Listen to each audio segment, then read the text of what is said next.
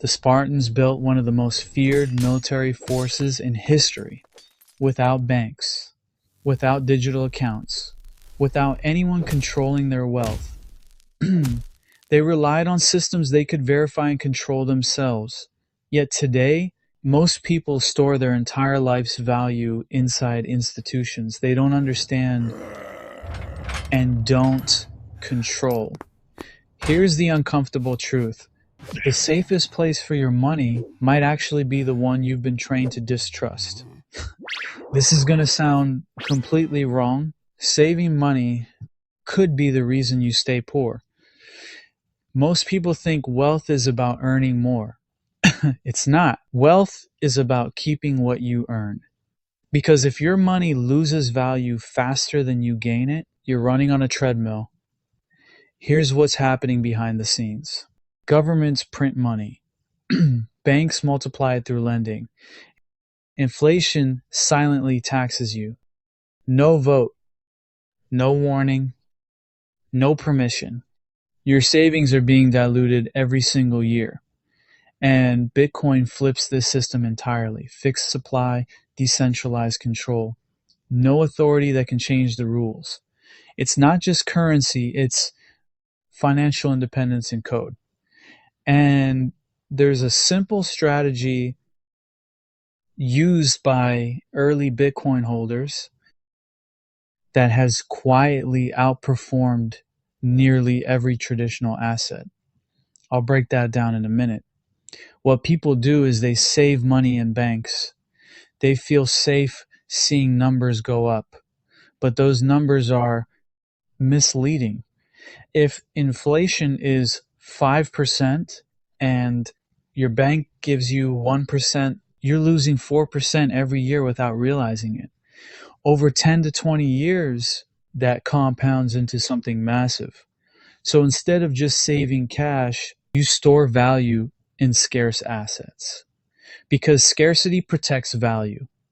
Bitcoin is mathematically limited. Only 21 million will ever exist.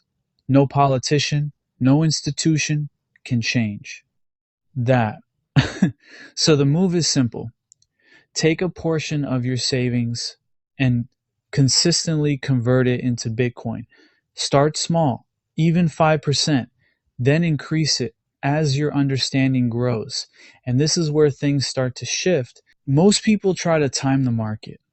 They wait, they hesitate, they tell themselves they'll buy when the price drops. But the truth is, waiting feels smart and usually leads to doing nothing. Meanwhile, the asset keeps moving.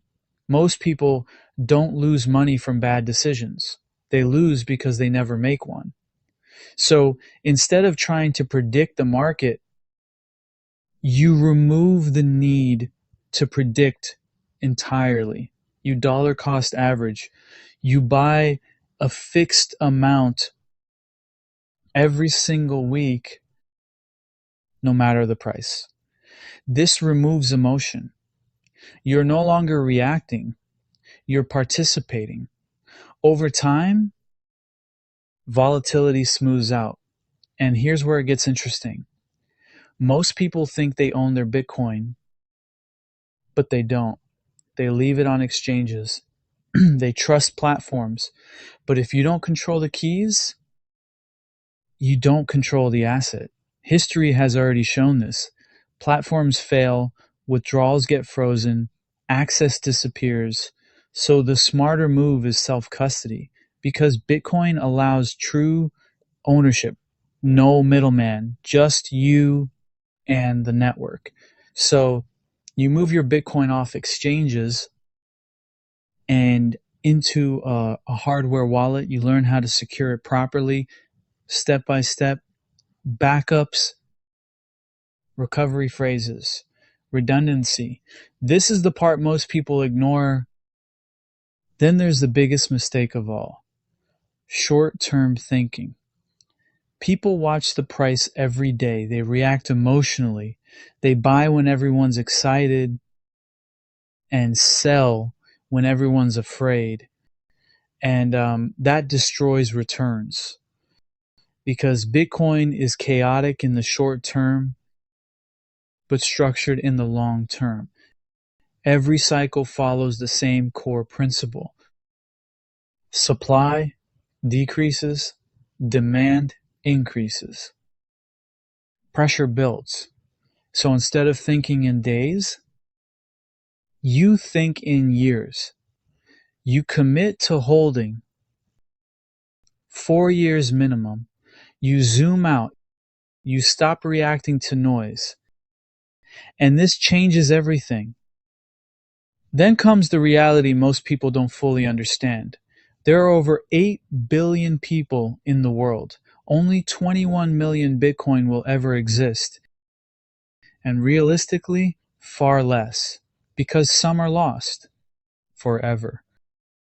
So owning even a fraction matters, but owning one, that puts you in an extremely rare category, globally.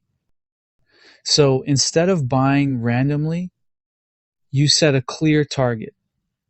You break it down into milestones. 0, 0, 1, 0, 1, 0, 5, 1. And you stack consistently, like you're acquiring digital land. If you're seeing this differently now, subscribe, because most people won't understand this until it's already priced in.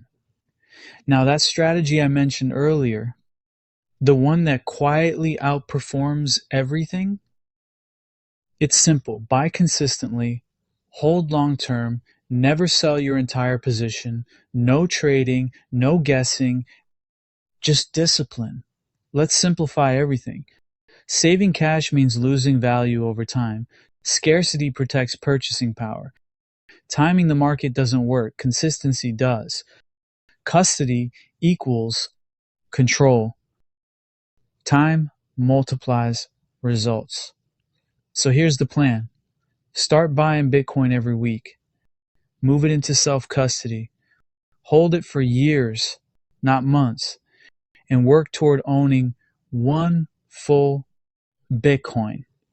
Most people will hear this and do nothing. Just like they ignored the internet, just like they ignored early technology, but by the time it feels safe, it won't be early anymore. And the opportunity will already be gone. So the real question isn't, should you own Bitcoin? Will you act before everyone else does?